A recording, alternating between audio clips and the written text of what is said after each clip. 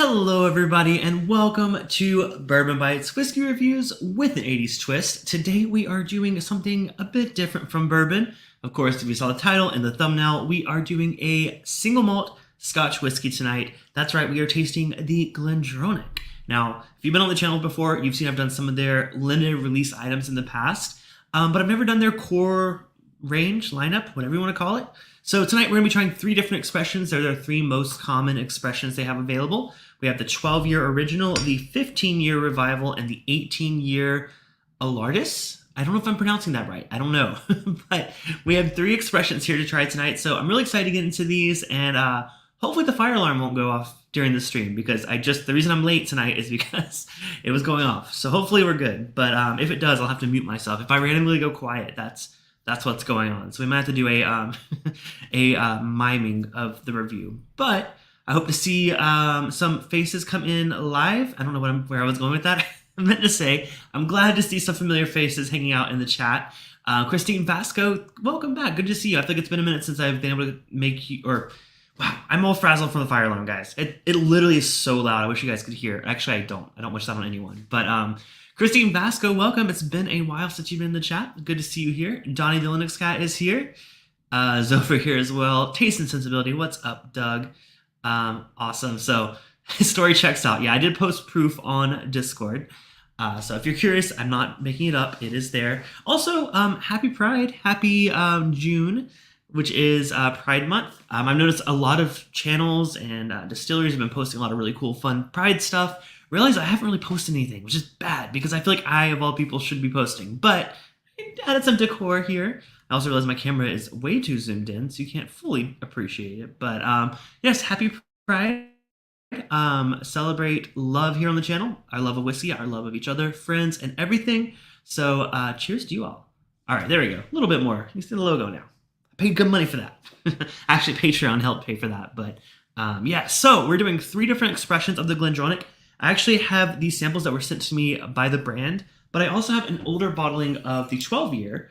So we're gonna maybe do a little comparison. I don't know how you can date these. This is from 20. I like how I said I don't know how you can date these, and then right on the bottom it says July 2020. So this is a release from 2020, and this is the current release here, the latest release from the distillery. So yeah, we're gonna taste through the three expressions, and then maybe at the end, if there's time, maybe do a little comparison to see if it's changed over the years. But first of all, a little bit of history about the Glendronach. They've actually been around for a while. They actually were the second registered distillery in Scotland under basically the first legally licensed distillery in Scotland. Now, of course, we know distilleries were distilling much before then, but they have an interesting history. So they were founded back in 1826. Actually the Excise Act of 1823 is what legally allowed distilling in Scotland. But they've kind of passed ownership through several different brands. So basically, up until 1960, they were independently owned, and then in around 1960, it was purchased by Teachers and Sons. Since then, it's changed hands from Chivas, Chivas, Bros. Then it was sold to Ben Rayek in 2008, and then most recently, okay, I was like.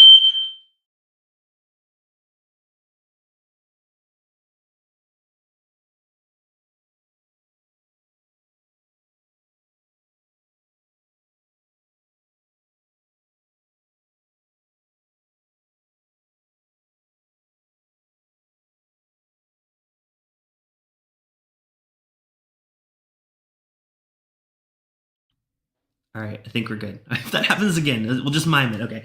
I like how I covered my ears. I'm like, oh wait, that doesn't help you guys. I just ran to the mute button. I grabbed my noise canceling headphones just in case we need to pull these out. But yeah, sorry, it scared me too. It's so loud. The alarm thing is actually here, like right in this room, and the bedrooms are so loud. So apologies for the scare. It scared me too, but we're gonna keep it going. But yeah, basically, most recently, it was purchased by Brown-Forman in 2016. And yeah, so that's it's been handed over through the years, but still one of the most prominent whiskey makers in Scotland. So I'm very excited to go through this lineup. Like I said, I've had the high-end stuff, not necessarily the core range. So let's go ahead and get them all poured just so they are there, opening up equally. You heard it all the way in Tennessee. I know, man. It scares the crap out of you in the middle of the night when it goes off. Which, by the way, it goes off a lot here. That's one of the most negative reviews about the building I'm living in is the fire alarm situation. So yeah, I knew what I was getting into, but didn't realize how frequent it would be. But it's okay. All right, so we got all three poured here: the 12, the 15, and the 18. I need signs. That would be funny. Yeah. So, anyways, so we have, like I said, original, revival, and then Allardice. Oh, man, I don't know how to pronounce that. I should have looked that up. Again, I got distracted as I was prepping this stream. Let's see.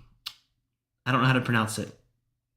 I found a video about how to pronounce it, but I'm not going to watch it because it's going to be embarrassing.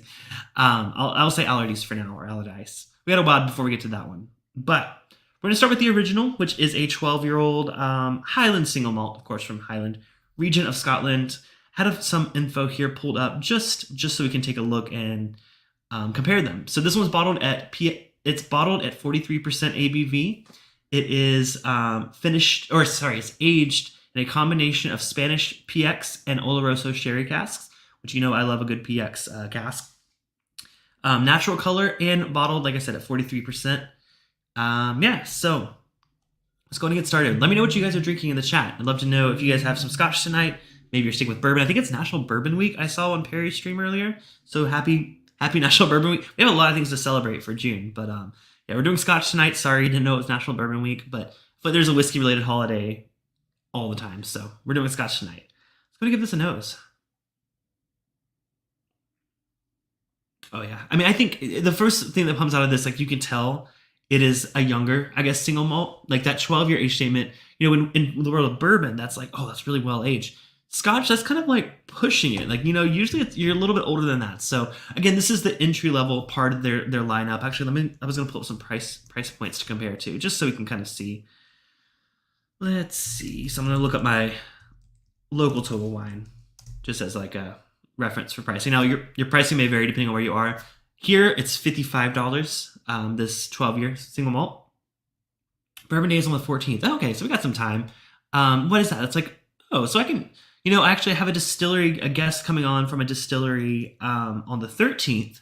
So, as of now, I haven't heard from them in a minute, but hopefully they're on. And it is a bourbon, so we will definitely be celebrating National Bourbon Week with or Bourbon Day at least, with some bourbon. Yeah, the nose on this is honey and like cereal grains, a little bit like kind of, I was going to say oat, which is like not a note that I get very often, but almost like a like oatmeal raisin cookie is kind of the nose I'm getting on it, which is actually a good note. I love oatmeal raisin cookies. But yeah, it's definitely in the sweeter, a little grainier, no oak at all on the nose. It's definitely coming across more as a grain forward one, which I know some people may not be into that. I know some people are more sensitive to that note. I think Donnie calls it a yellow note. At least on the nose. I don't actually know how it's going to taste, but on the nose, it's very straightforward, not overly complex, and I don't think it's trying to be. But let's give it a taste. Cheers.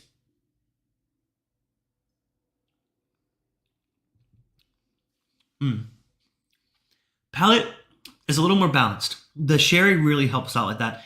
On the nose, I wasn't picking up as much sherry. I was getting a little bit of that raisin, but on the palate, you get beyond that graininess, that youthfulness that I think was kind of throwing me off from the nose. I was a bit hesitant. I was like, oh, maybe this isn't as good as I remember it. Because, like I said, I've been drinking on this for a while. I got it in 2020 now. It's not my go-to. Obviously, I have lots of other whiskey behind me. But, I've drank a good chunk of it. So, the sherry, I think it's more of the sweeter sherry. So the PX sherry is what's coming through to me. It's not even just on the finish. It's definitely like mid-palate as well. I had to go in for another sip. Again, I was a little worried about it. I actually really enjoyed that.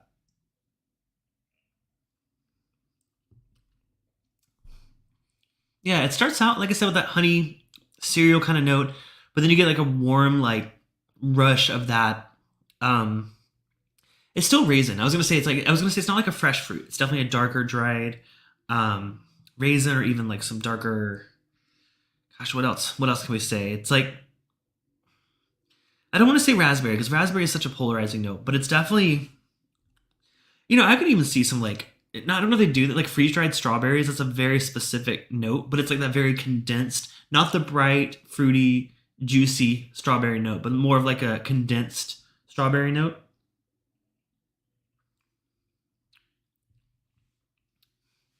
Yeah, it's good. I mean, I'm really impressed based on palate. I think, for the $55 price point, it's a great entry level one. It's a little high, honestly, pricing wise, at least in my area. But, for having an age statement on it, I think that's pretty expected. I don't buy a lot of scotch, so this is a bourbon guy who loves scotch, but is relatively new to it. This is my opinion. Also, I don't know if I said at the top of the stream, but thank you to the Glendronach for sending over these samples for review. So, like I said, all my honest opinions, but big shout out to the brand for sending them. Christine says, I understand the freeze-dried strawberry note. Very different than regular. Yeah, it's such a weirdly specific one, but it's like, it's coming through. It's definitely still more raisiny, but it has a little bit more of like a sweetness than I think raisins typically have. But it's good. I like it. I'm really excited to see where this goes as we get into the older releases. Also, hi, Emily. I read your comment earlier, but I didn't say hello. As well as you, Mr. Jigs. Welcome. And anyone watching, feel free to say hello in the chat. I know with the Scotch stream, those viewers are typically less, but hopefully people can catch the replay and maybe learn something new. That's what I always love doing in the channel, learning something new. So, yeah, let's keep it moving, right? Let's go ahead and move on to the 15-year. This is the Revival. So this one is a green. So if you're talking about colors of the bottles, this one is the dark red. And then the Revival is a dark green bottle. It's 15 years old. They do say it is, let's see if it mentions the cask. It doesn't necessarily say. I think it's probably the same casks. This one goes up in proof though. This one's 46% ABV. And yeah, I think it's the same type of cask, just aged a bit longer. Because sometimes they do change the cask based on the age, but yeah, you can definitely tell color wise. I mean, we progressively get darker on these, so I think they're keeping them in those sherry casks. So the 12, like a pretty light color, honestly. It's really hard to show you in these, but that's the 12. Let me hold them up comparatively. So the 15 is this one right here, and then the other one is the 12. So it gets a little bit darker, but here's the 12 compared to the 18. Like that's a pretty drastic difference. Actually, this actually shows up really well with the white label. I should maybe reuse sample bottles like this more often to show the color difference. It definitely is better than showing you in the glass, because really you can't, I mean, you can see that, but it's like, it's really hard to detect the color just in the glass. But all right, this is the Revival. So this one, it kind of, I'm just looking at the description, it just says sherried. I think it's probably the same casks, but we are going up to 46% ABV. Now pricing wise, this one actually does take a jump as well. So this one actually comes in around $100, at least in my area. Southern California, again, may vary depending on your area. Cohen says PX, the 15 is also PX and Oloroso. Nice. I assumed, but it didn't say specifically, but that's great to hear that. Also, hi Cohen, good to see you. Yeah, I actually have never tried the 15 or the 18. The only one I've tried is the 12 and some of their extremely high-end, like single cask limited release options. So I'm really excited to try the 15 for the first time. Let's go and give it a nose. Ooh. Yeah, that's so much richer. Like the grain note that I was getting so much on the 15 is gone. You're starting to get a little bit of that oak, but I was missing the oak completely on the 12. Getting a little bit of that like richer, not quite like necessarily older oak, but it's also not like green fresh wood. It's definitely just right there in the middle. It's like, it's not like the most dominant note, but there's definitely some there. But it has a really rich, dark sherry note, less sweet on the nose. Interestingly enough, which that could just be because it's older whiskey. It could be maybe more the Oloroso is shining through than the PX. Hard to tell on the nose, but let's give it a taste. Cheers.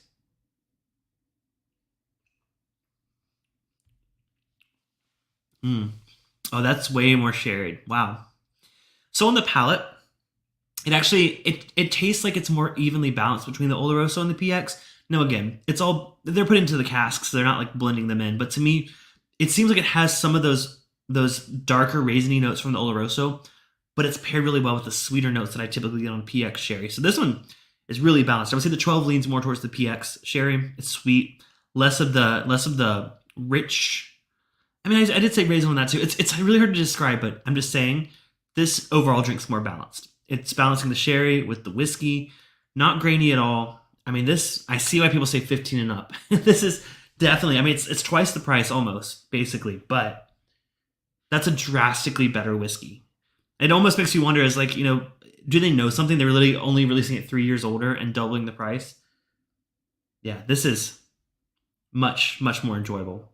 It's crazy just what 3 years can make a difference in a whiskey.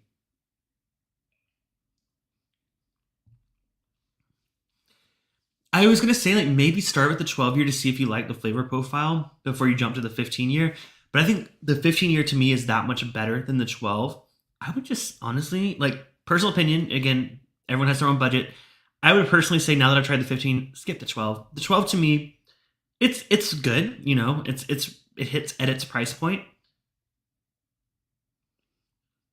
$55. Nothing wrong with it. But I think once you get to the 15, yeah, I don't see myself going back to the 12, which is funny because the 12 is the only one I've owned, so that's really good to know. Oh, shingles vaccine. Yikes. Oof. Hope you're feeling okay, Donnie. Cohen says 18 is all Oloroso and 21 is PX and Oloroso. Oh, interesting. That's interesting that for the 18 they make that switch. So they actually, I don't have the 21. They did just, like I said, they sent me these to review. So they did just send me the first three, the 12, the 15, and the 18. Maybe if you guys hit the thumbs up button and leave a comment down below, they'll send me the 21. I'd love to do a comparison. I'll definitely hold on to these just in case. Yeah, so my point's made. 15 and up, I think we're going to go good places. Yeah, I didn't really go into tasting notes as much. Let me go back to the 15 and see what we can find in it.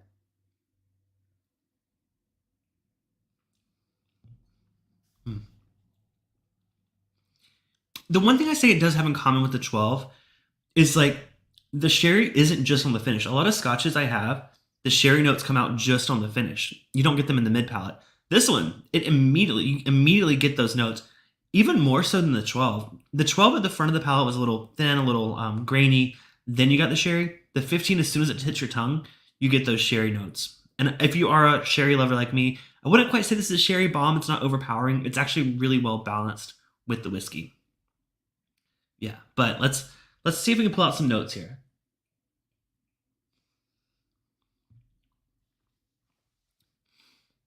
So obviously it still has the raisin note, obviously, like we had before. This one is less of that strawberry, that freeze-dried strawberry note that I was talking about earlier. It's more of a sour kind of note. Not quite raspberry, cherry maybe. It's definitely more, I'm distracted because I was looking up the name Glendronach. It actually means valley, or is it Valley of the Brambles? Is it Valley? Yeah, Valley of the Brambles or Valley of the Blackberries. Those two names are kind of interchangeable. So like I already have blackberries on my mind. I would say, you know what? I'm not gonna lie. I'm getting a little bit of like, like a good like a blackberry is like a balance between sour and sweet. Not as much as a raspberry. I don't like raspberries. Weirdly enough, I love blackberries. I grew up near blackberry bushes, so for me, like that's like a nostalgic flavor to me. I do get a little bit of that. It's like a mix of like maybe cherry, blackberry, still the raisin, but overall just delicious.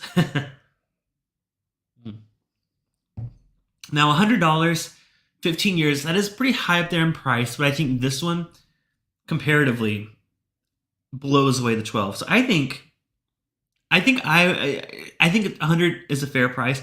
Now, what I would actually encourage you to do is, I know some people do independent bottlings of, I don't know for sure if they do the Glendronach, but I would look at your local liquor store. Out here we have K&L Wine and Spirits. They do a ton of independent bottlings between different distilleries from Scotland.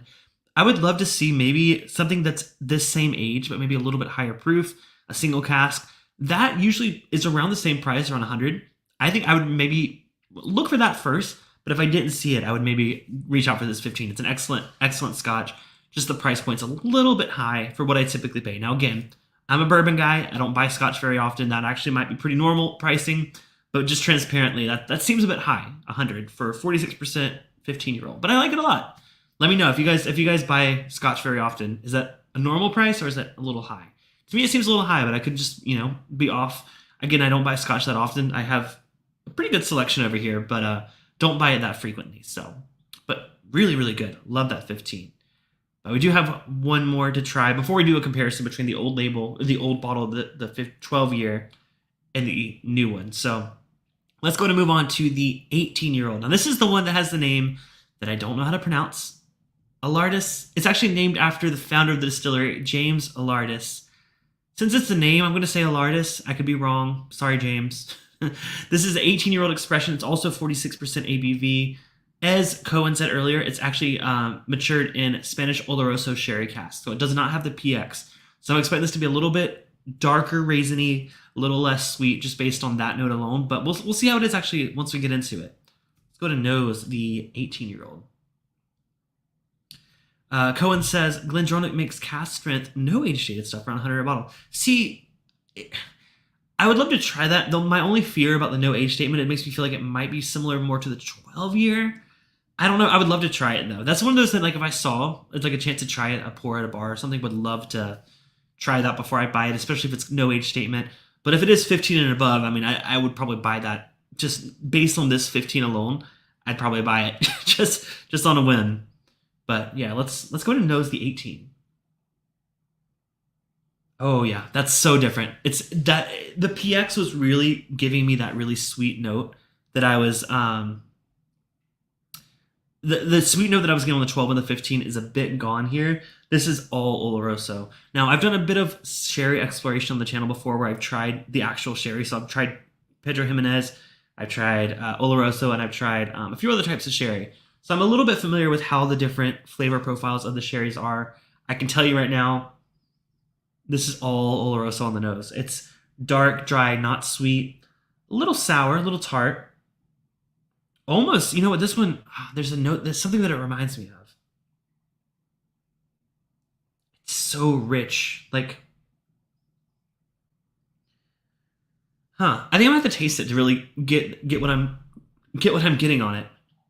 But yeah, really, really vibrant, really rich, dark nose. Cheers.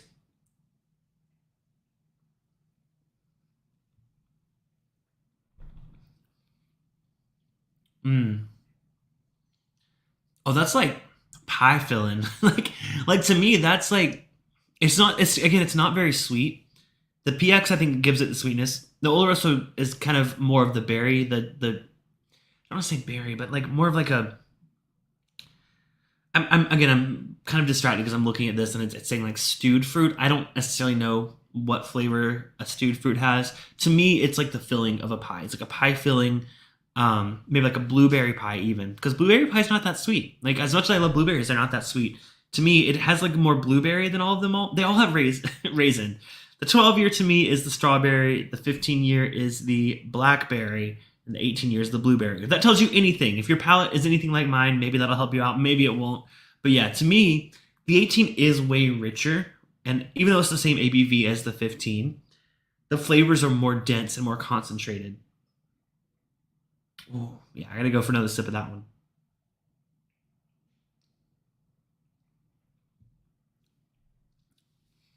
Mm. Yeah, it even almost has the oak actually is expressing itself as more of a again, I said pie filling, but I'm almost getting pie crust, like a little bit of burnt pie crust. It's kind of how the oak is expressing itself to me. It's not like drying at all necessarily, but it has more of that richer kind of like burnt. I mean, I sometimes confuse like burnt crust with like a chocolate kind of note. So maybe it's something somewhere in between dark chocolate and like a burnt pie crust. I don't know if these are appetizing notes at all, but that's just what's coming to my brain when I'm trying, which is it's all subjective, right? But that's really good. Now, price point. Let's talk about that real quick on this 18-year, because we are jumping up 3 more years. So we're going from 12 to 15 to 18. Let's see how much this is. So this one actually, that's high. 18 years actually. The color of the label, by the way, it's a dark blue label. It is $230 here in the U.S. So we are jumping even more. Each time we're more than, well, no, the first time we almost double it. The second time we are more than doubling it.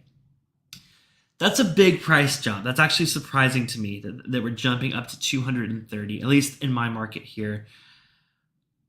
That's tough. You know, I think the 15 is such a sweet spot. I think, you know, for me, it hits all the notes. I love the influence of that PX sherry in it.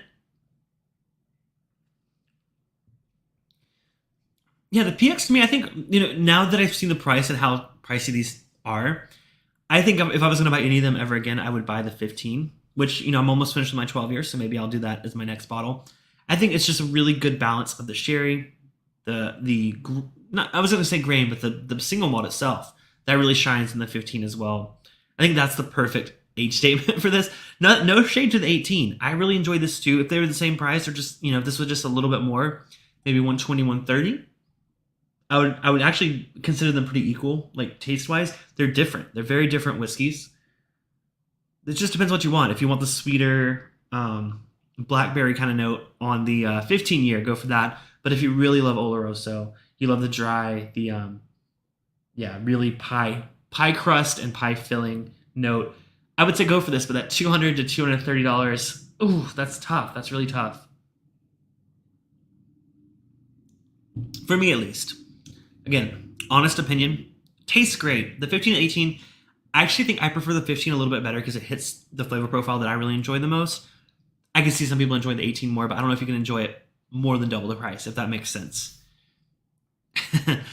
Emily says, "Send me the 12. You'll have the sherry." Yeah, I mean the sherry's on all of them. Don't get me wrong. I just think it demonstrates itself better on the 15 versus the 12. But you know what? The 12 is for someone. Let's see. Doug says, "I bought the Glendronach 15 in 2021 for 100." Okay, so about the same price. It's still going for about 100. The 18 name is Allardice. Allardice sounds better than Allardice. I don't know. Again, it's his last name, so names can be pronounced lots of different ways. Cohen says pre-2021, 18 is really good. 24-year-old. Oh yeah, this is that one. Okay, I had heard rumors that there was a brand that like was bottling some really old stuff into their younger age statement bottles just because they had it available. I didn't realize it was the Glendronach, so that's good to hear. So yeah, this one's probably more likely closer to the age statement. Again, these are the most recent, straight from the distillery, so probably more closer to that. But that's actually really really good to know. Doug says he bought his last few 18 years for 165. Okay, so I guess it depends on the area. For here, at least where I'm at, I'm just seeing it listed as 230. Cohen says around 200, but he lives pretty much the same area as me. So that's good to know. Maybe, Cohen said I bought it in 2020 for 130. At Remedy, sometimes their prices, I don't know where they come up with their pricing. Sometimes it's really good. That's a great price. I'd buy it for 130. I think the 15 at 100 and the 18 at 130, very fair price points. Yeah, so yeah, overall of these three, 12 I would personally skip. It doesn't bring enough flavor that I like. 15 is perfect. I thought the price was a little high, but now that I've tried them all and I've seen the pricing, I would buy a bottle of the 15 for sure. It just hits all the marks I love. I love the PX sherry influence. I love the Oloroso influence. 18 is also delicious, almost equally delicious. Pricing, if I can get it for 130, sure. But so some people get it for 165, maybe I'd pay that. But 230 in my area is a bit much for me personally.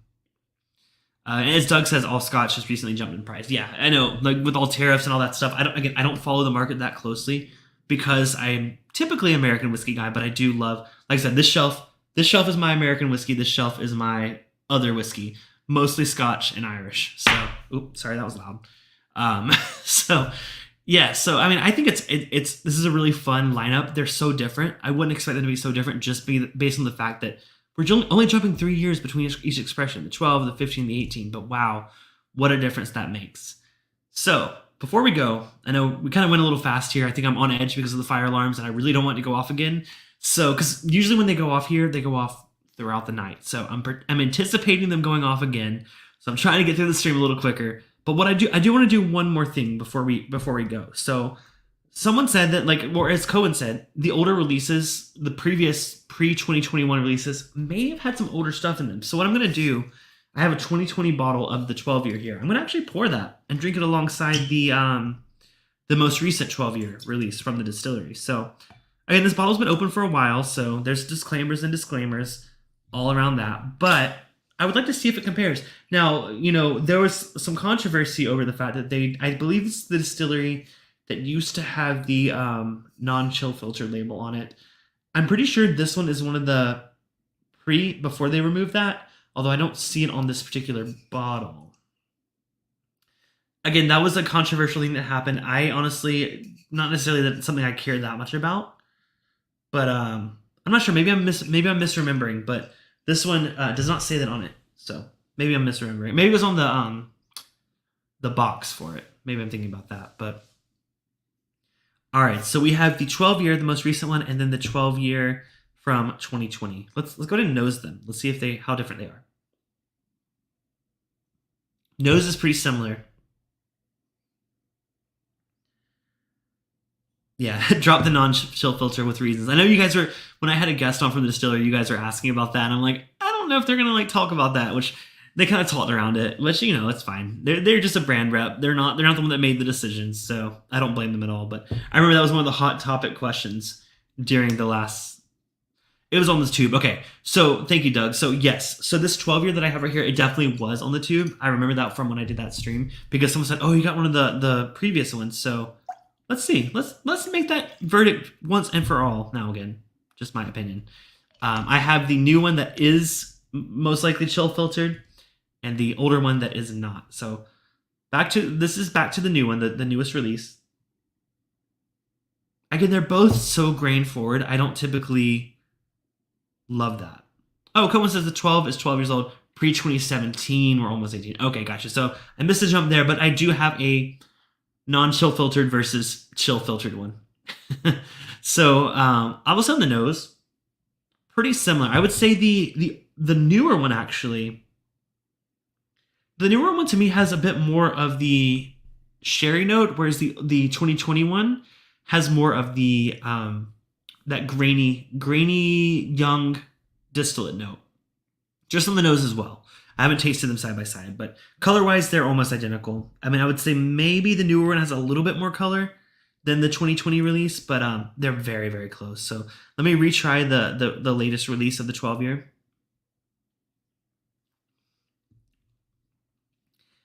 Going back to it, it's fine. It's just I know how much better I like the 15-year. So that's the only thing.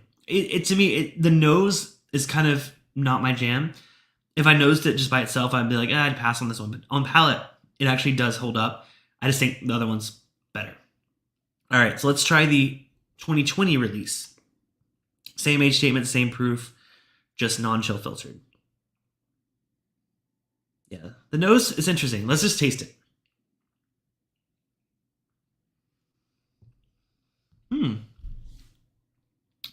Oh, there is a difference on palate. Okay. Okay, this might be controversial. Wow. That is pretty different, pretty significantly different on the palate. I mean, these are the same bottling.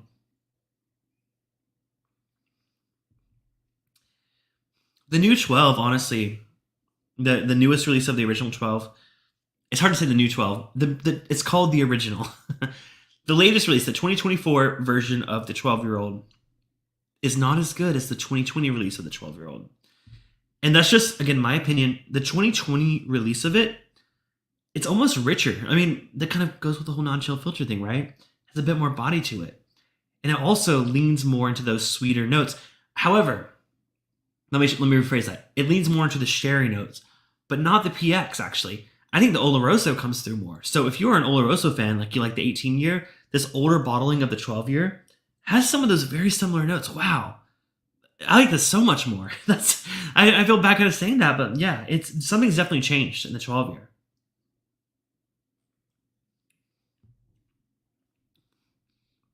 Yeah.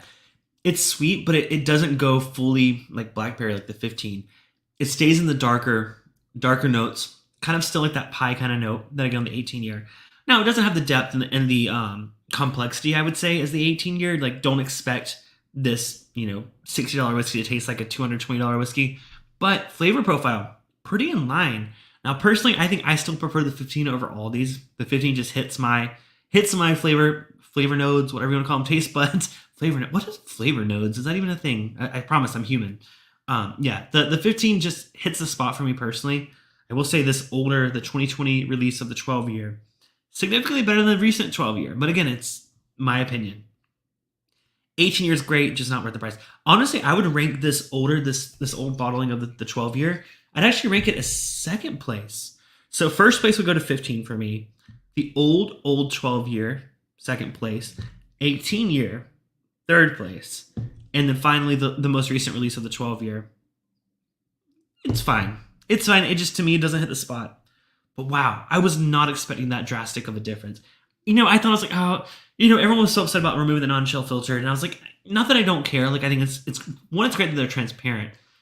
Two, if you can do something like that, why not, right? But I know they had a specific reason. They didn't quite tell us.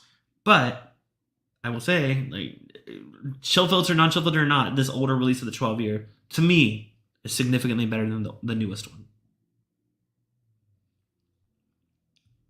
Yeah, that Oloroso shines so much more. But I think that does it for tonight's stream. I know we went a little quick. Again, the fire alarm threw me off a little bit. I wanted to make sure we finished this before we got another one coming, which there probably will be. So thank you all so much for watching. If you're watching the replay, hey, leave a comment below. It really does help out the channel. Like I said, maybe if we get enough views and likes on this video, we can get sent the 21 year. Would love to compare it. But overall, yeah, this was really fun. I like the 15. I'm going to have to buy a bottle of that sometime very, very soon. This one's getting dangerously low. I'm a little sad. It's so good. It's so much better than the new 12. But again, thank you to the folks at the Glendronach for sharing this. Thank you all for watching. Tune in next week. Like I said, I have hopefully, fingers crossed, a very special guest coming on from a distillery. A little distillery, you may have heard of it, R6 Distillery.